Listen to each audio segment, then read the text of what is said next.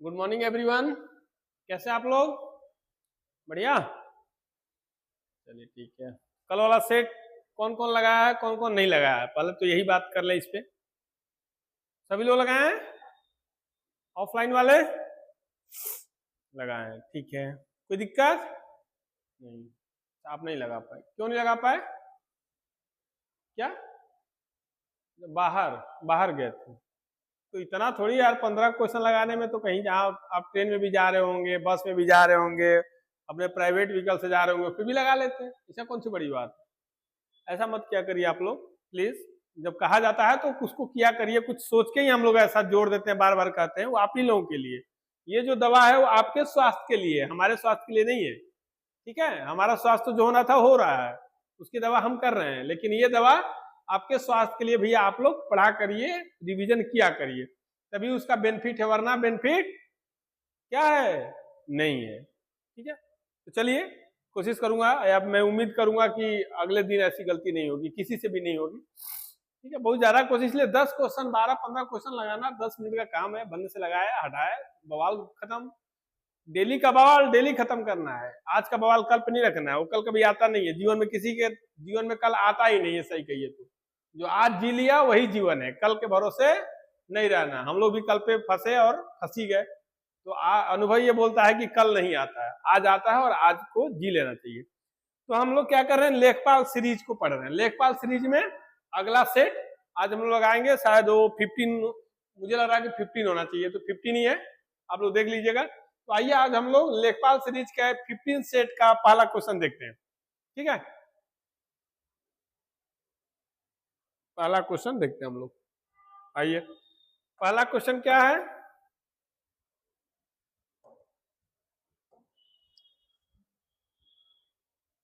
पहला क्वेश्चन क्या है?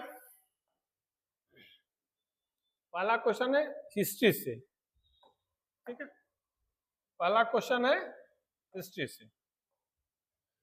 हिस्ट्री से क्वेश्चन है पहला, ये कि अशोक ने धम्म के प्रचार के लिए किस लिपि का सबसे अधिक प्रयोग किया था या किया?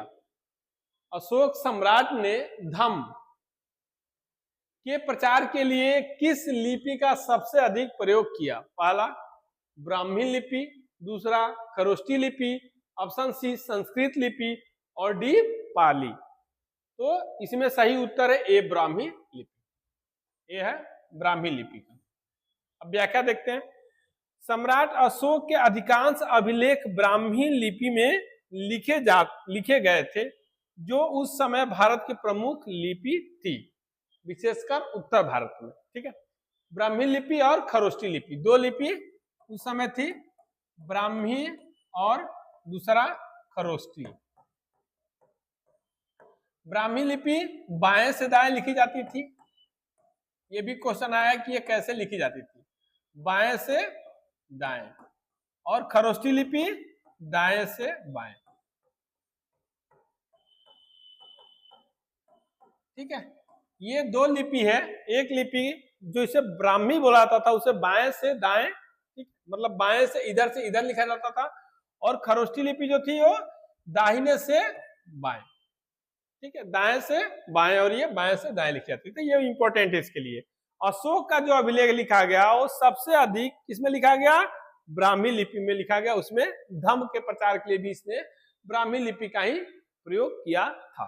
ठीक है, इसमें कोई दिक्कत, किसी तरह की कोई समस्या? ये जरूर याद रखिएगा, ये इसका डायरेक्शन भी पूछा है कई बार, कई एग्जाम में पूछा है। ब्राह्मी बाएं से दाएं और खरोष्टी दाएं से बाएं। अगला क्वेश्चन देखते हैं, सेट का दूसरा क्वेश्चन देखते हैं हम लोग। ठीक है, दूसरा क्वेश्चन। अब प्रॉपर सेट में आप लोग देख रहे होंगे कि हर सेट में लगभग हर एरिया को टच किया जा रहा है। जैसे हिस्ट्री को भी टच किया जा रहा है, साइंस को भी टच किया जा रहा है, करेंट को भी टच किया जा रहा है, ज्योग्राफी को टच किया जा रहा है, पॉलिटी को टच किया जा रहा है, और बीच बीच में करेंट अफेयर प्लस हिंदी और भी चीजें, साहित्यिक, मतलब लगभग हम लोग ऐसा सेट बना रहे हैं जिससे आपको पूर्ण तैयारी मिल सके, आपको पूर्ण पैकेज मिल सके। ठीक है, कि कहीं भटकने की जरूरत न पड़े। ठीक है, तो दूसरा क्वेश्चन देखते हैं। अलबर्नी किसके शासन काल में भारत आया था? बहुत ही इंपॉर्टेंट क्वेश्चन है ये, ठीक है। आप देखेंगे 10 ईयर का आप क्वेश्चन बैंक उठा लीजिए, 10 साल का क्वेश्चन या 20 साल क्वेश्चन बैंक में देखेंगे तो ये क्वेश्चन लगातार आया है, और न सिर्फ छोटे एग्जाम में बल्कि बड़े बड़े एग्जाम पीसीएस आईएएस तक के एग्जाम में ये क्वेश्चन पूछा हुआ है, ठीक है। तो बहुत ही इंपॉर्टेंट क्वेश्चन है, अलबर्नी किसके शासन काल में भारत आया था? ऑप्शन ए है कुतुबुद्दीन ऐबक, ऑप्शन बी है इल्तुतमिश, ऑप्शन सी है महमूद गजनवी, और ऑप्शन डी है मोहम्मद बिन तुगलक। तो सबसे सही उत्तर है सी, अर्थात महमूद गजनवी। महमूद गजनवी के समय में भारत में अलबर्नी आया था। अब व्याख्या देखिए, अलबर्नी महमूद गजनवी के समय भारत आया था और उसने तहकीक-ए-हिंद नामक प्रसिद्ध ग्रंथ लिखा जिसमें भारतीय समाज और संस्कृति का वर्णन है। किसका? भारतीय सोसाइटी और यहाँ का कल्चर या फिर संस्कृति का वर्णन है। तहकीक-ए-हिंद ये भी कई बार पूछा है, ये उसकी बुक है, किसकी? अलबर्नी की। किसके समय में आए थे? महमूद गजनवी के समय में। किसका वर्णन है इसमें तहकीक-ए-हिंद में? भारतीय समाज और संस्कृति, सोसाइटी और कल्चर का, ठीक है। ये भी इसमें से 3-4 आंसर निकला है, क्वेश्चन निकला है आपके। एक तो अलबर्नी किसके समय में आए थे? महमूद गजनवी के समय में आए। किसकी रचना किए थे? तहकीक-ए-हिंद की। और इसमें क्या बताया गया? भारतीय समाज और संस्कृति के बारे में बताया गया, ठीक है। कोई दिक्कत? आइए अगला क्वेश्चन देखते हैं।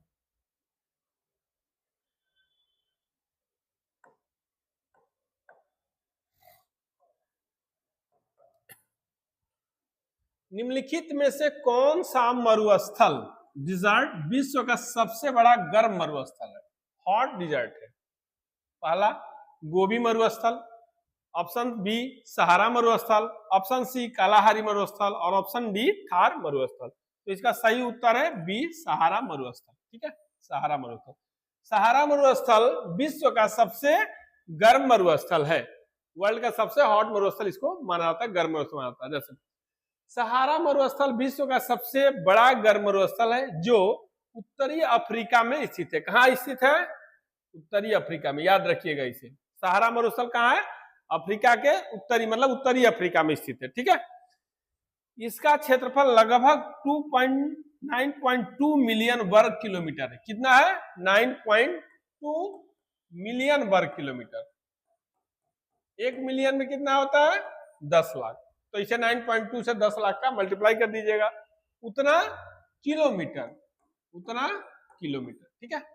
और यह कई देशों में फैला हुआ है, मतलब अफ्रीका कॉन्टिनेंट के, उत्तरी अफ्रीका कॉन्टिनेंट के कई देशों में आप देखेंगे तो ये फैला हुआ है, ठीक है। ये बहुत ही इंपॉर्टेंट मरुस्थल है। कहाँ है? सहारा मरुस्थल कहाँ है? उत्तरी अफ्रीका में है। इसकी विशेषता क्या है? सबसे गर्म मरुस्थल है। इसका एरिया कितना है? लगभग 9.2 मिलियन वर्ग किलोमीटर, ठीक है। कोई दिक्कत? किसी भी तरह की कोई भी समस्या होगी, किसी भी क्वेश्चन में होगी, किसी भी सब्जेक्ट के क्वेश्चन में होगी, आप तुरंत पूछेंगे, चाहे ऑनलाइन पूछेंगे या फिर ऑफलाइन पूछेंगे, लेकिन पूछेंगे जरूर। नहीं पूछेंगे तो इसमें नुकसान आपका ही होगा, ठीक है। आइए अगला क्वेश्चन देखते हैं।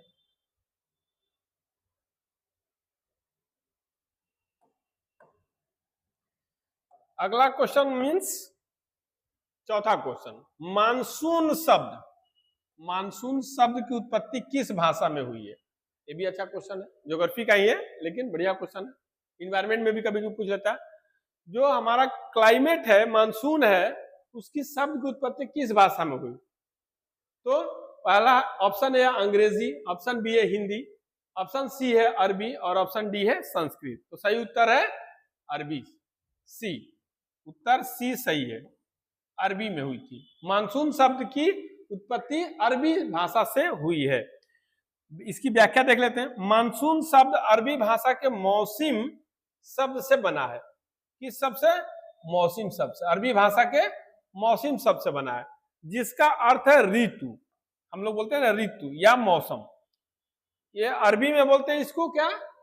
मानसून या मौसम से बना है मानसून, लेकिन हम लोग हिंदी में इसको क्या बोलते हैं? ऋतु। जैसे बोलते हैं गर्म ऋतु आ गई, शरद ऋतु आ गई ना, बसंत ऋतु आ गई, मानसून ऋतु आ गई, हम लोग ये बोलते हैं। वर्षा ऋतु आ गई, ये हम लोग हिंदी में बोलते हैं। लेकिन इसका उत्पत्ति जो है वो कहाँ से हुई है?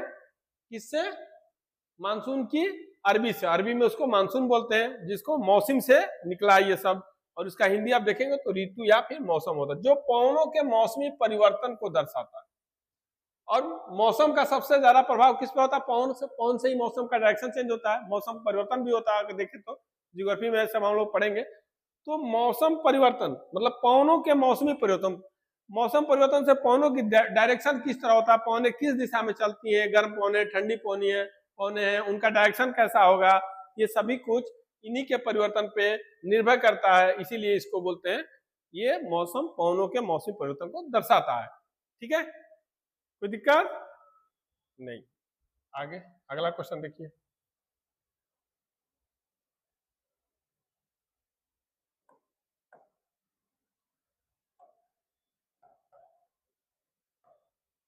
अगला क्वेश्चन ये है कि भारतीय संविधान का रक्षक, गार्जियन किसे कहा जाता है?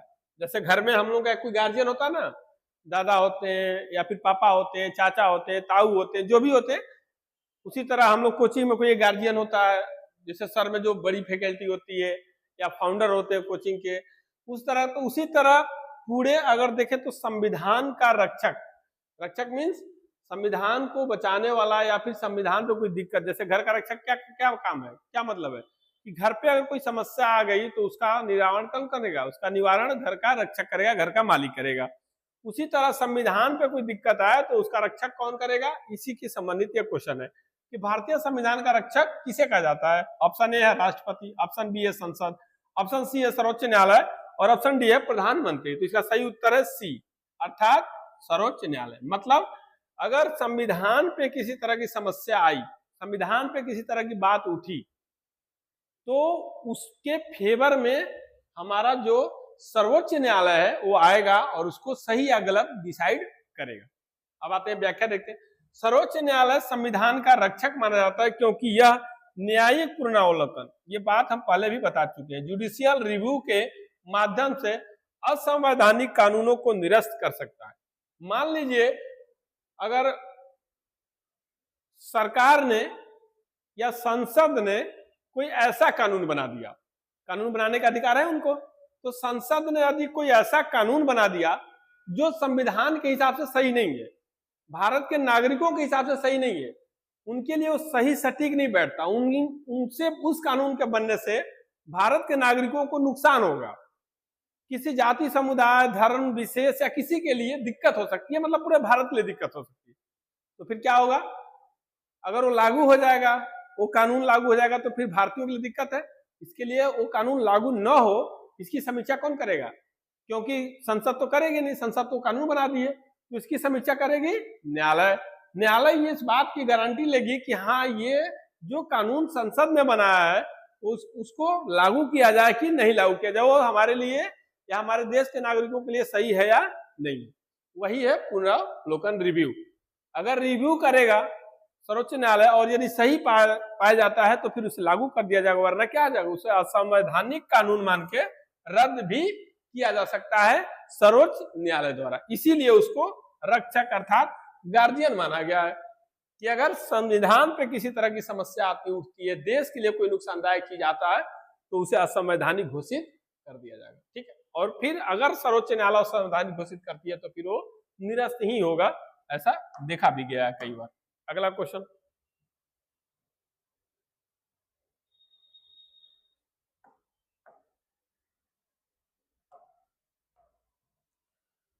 भारतीय संविधान के अंतर्गत राज्य के नीति निर्देशक तत्व डीपीएसपी किस भाग में वर्णित है? ये भी अच्छा क्वेश्चन है।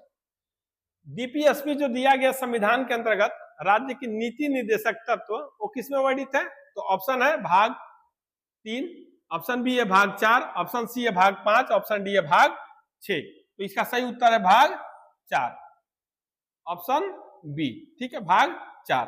अब व्याख्या देखते हैं। भारतीय संविधान के भाग 4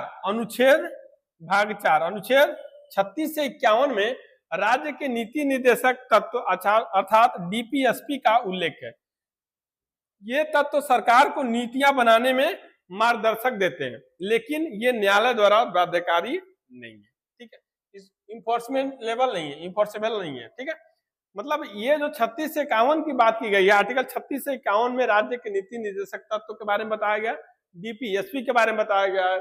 और ये क्या करता है, ये सरकार जो अपने स्तर पर नीतियां बनाती है, उस नीतियों को बनाने में ये चीज मदद करता है सरकार की। ये बताता है कि देश के लिए कौन सी, नागरिकों के लिए कौन सी नीति सही है, कौन सी गलत है। लेकिन ये न्यायालय द्वारा बाध्यकारी नहीं है, ऐसा नहीं कि न्यायालय उसे बाध्य कर दे। ठीक है, तो भाग 4 में डीपीएसपी का उल्लेख है।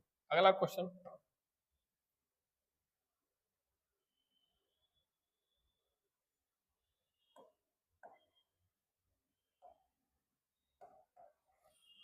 मुद्रास्फीति, इकोनॉमी से क्वेश्चन। मुद्रास्फीति, इन्फ्लेशन का क्या अर्थ है? मुद्रास्फीति का क्या अर्थ है? ऑप्शन ए है वस्तुओं के उत्पादन में वृद्धि, ऑप्शन बी है वस्तुओं और सेवाओं के सामान्य मूल्य स्तर में वृद्धि, सी बेरोजगारी में कमी, और डी निर्यात में वृद्धि। तो इसका सही उत्तर है बी।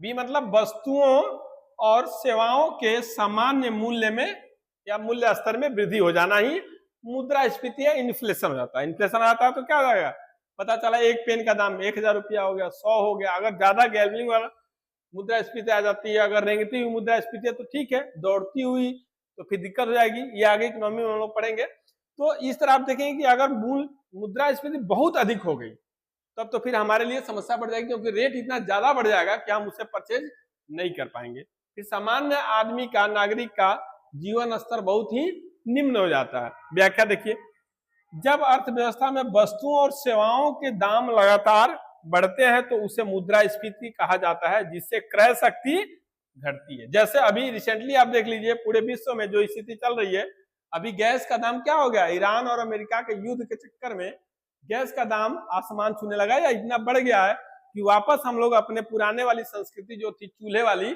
उस पर शिफ्ट हो गए। भाई मिल ही नहीं रहा है, मिल भी रहा तो इतना महंगा मिल रहा है कि उसे आम आदमी कैसे खरीदेगा। जो झुग्गी झोपड़ी में रहते थे लोग, जो डेली रेहड़ी वाले लोग थे, जो मजदूर तबके के लोग हैं, वो छोटा सिलेंडर रखते हैं। वो छोटे सिलेंडर में 5 केजी 3 केजी गैस आता है।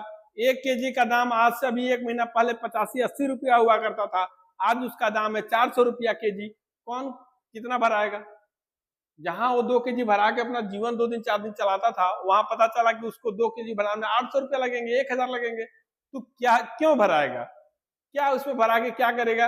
न तो उसके पास पैसा भराने का और नहीं उतना एफर्ड कर पाएगा, तो क्या करेगा? वो लकड़ी ला रहा और लकड़ी चूल्हे पे खाना बना रहा। तो यदि यही आप सोचिए और बढ़ जाए, अभी 400 रुपया की जो पता चला 4000 केजी मिलने लगे, 4 लाख मिलने लगे, तो मुद्रास्फीति क्या हो गई? दिन पर दिन बढ़ती गई। तो वस्तुओं और सेवाओं का मूल्य क्या हो गया? आपका बढ़ गया। ठीक है, अगला क्वेश्चन,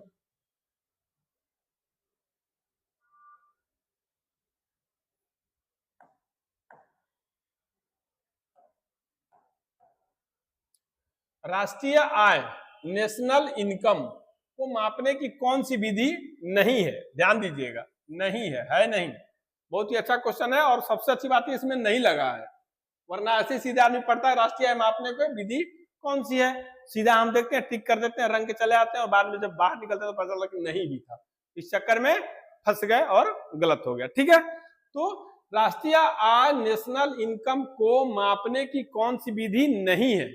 ऑप्शन ए उत्पादन विधि, ऑप्शन बी आय विधि, ऑप्शन सी व्यय विधि, ऑप्शन डी जनसंख्या वृद्धि, जनसंख्या विधि। तो ऑप्शन सी डी सही है। ठीक है, उत्तर डी सही है, क्योंकि नहीं पूछा है ना, तो जनसंख्या विधि से राष्ट्रीय आय का कोई संबंध नहीं है, तो कोई ताल्लुका नहीं है।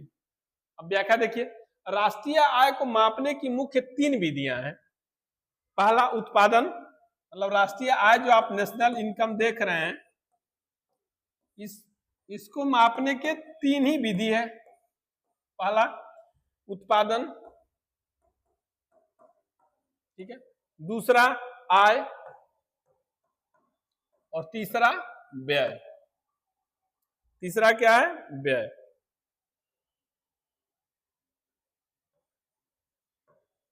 यही 3 विधि है जिससे राष्ट्रीय आय नापा जाता है, यही आप लोग याद रखिए।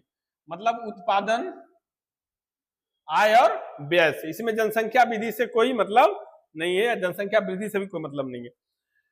राष्ट्रीय आय को मापने की 3 मुख्य विधियां हैं, उत्पादन, पहला आय और व्यय विधि। जनसंख्या विधि का उपयोग राष्ट्रीय आय मापने में नहीं किया जाता। ठीक है, कोई दिक्कत बताओ स्वाति? ये हमें लगा तुम उधर देख रही हो तो शायद डिस्ट्रक्शन हो रहा है ना, कंसंट्रेशन रखना पड़ेगा, कंसंट्रेट रहना पड़ेगा यहाँ पे, नहीं तो पता चला कि इधर कुछ और उधर कुछ और, तो ऐसा नहीं होना चाहिए। ठीक है, अच्छी बात, आ जाओ। ठीक है, अगला क्वेश्चन देखते हैं।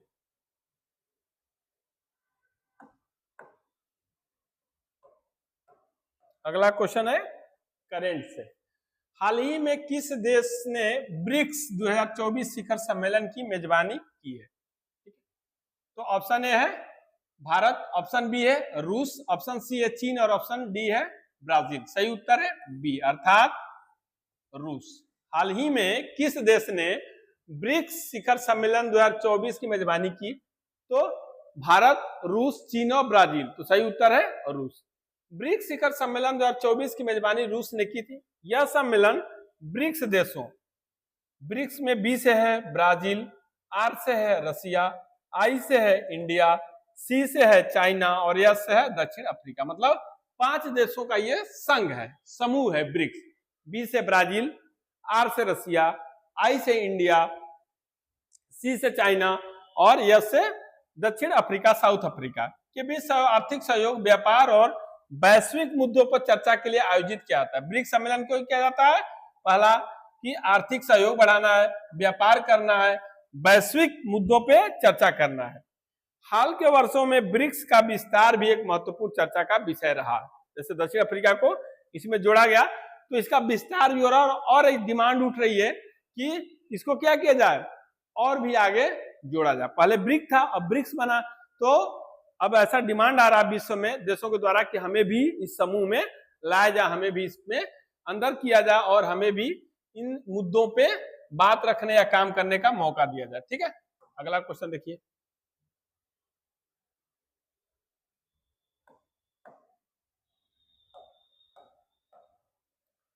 आदित्य L1 मिशन किससे संबंधित है? आदित्य L1 ए चंद्रमा अध्ययन से, बी सूर्य अध्ययन, सी मंगल ग्रह से और डी अंतरिक्ष स्टेशन से। तो सही उत्तर है बी, अर्थात सही उत्तर है बी, अर्थात सूर्य अध्ययन से।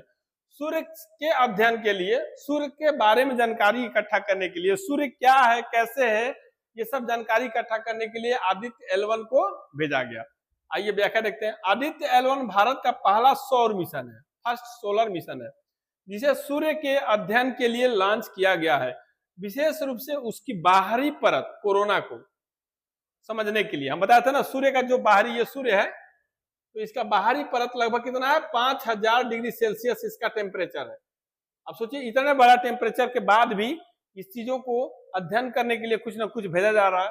तो आदित्य L1 किसके लिए है? सूर्य के बाहरी अर्थात इसी कोरोना को के बारे में जानकारी इकट्ठा करने के लिए भेजा गया है। ये भारत का पहला सौर मिशन है। ठीक है, गुड, कोई दिक्कत? तो फिर अब खत्म। आज फिर से हम लोगों ने 10 क्वेश्चन लगाया है अपने लेखपाल सीरीज के सेट नंबर 15 में। इस 10 क्वेश्चन को आप लोग कल फिर से रिवीजन करके आएंगे। ठीक है, ताकि हम पूछे तो बता पाए, कोई एक्सक्यूज नहीं चलेगा, कोई बहाना नहीं, इसमें कोई पढ़ाई में कोई बहाना चलेगा ही नहीं। आप इतना मान चलिए कि जीने और मरने वाला खेल है, जी लिए तो फिर ऐसे जीते रहेंगे, मर गए इसमें, मरने का मतलब मेहनत कर लिए तो फिर और अच्छे से जिएंगे। तो हम कोशिश करेंगे कि मैक्सिमम पढ़ें, जोर लगा के पढ़ें, जी जान लगा दें, और पढ़ने के बाद क्या करें, हम लोग रिवीजन करें ताकि हम अच्छे से अच्छे नंबर ला सकें और सिलेक्शन ले सकें। तो आज के सेट में इतना ही, कल हम लोग फिर आप लोगों से मिलेंगे नए सेट के साथ। ठीक है, आज के लिए इतना ही। थैंक यू, गुड बाय, आपका दिन शुभ हो, नमस्कार।